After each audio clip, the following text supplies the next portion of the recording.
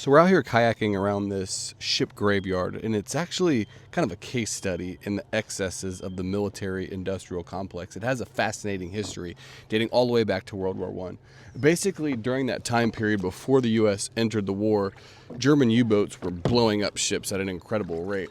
And as the U.S. started thinking about getting involved, there was this mad rush to build a ton of ships to transport people and equipment over to the European theater. The scare over German U-boats really came to the height with the bombing of the Lusitania, which was this passenger ship that was carrying more than 100 Americans. It caused really a lot of anger among the American society. So in 1917, the U.S. established the Emergency Fleet Corporation. Its goal was to build a lot of ships fast. Shipbuilders came from all over to get involved in what was a profit-making bonanza. They built a ton of ships, but they weren't that great of quality, and eventually the war ended, and they had all these ships that they didn't know what to do with, so they ended up here in Mallows Bay on the shores of the Potomac, not far from Washington, D.C. So the U.S. government paid about $300 million at the time. That's like $8 billion in today's money, and sold them for $750,000 in scrap. So another really interesting facet about this is that the ships have actually become this ecosystem where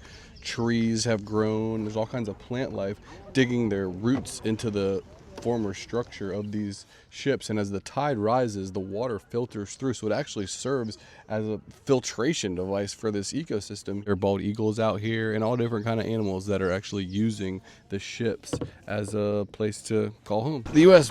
built these ships for war, but it turns out they're actually better as an animal sanctuary.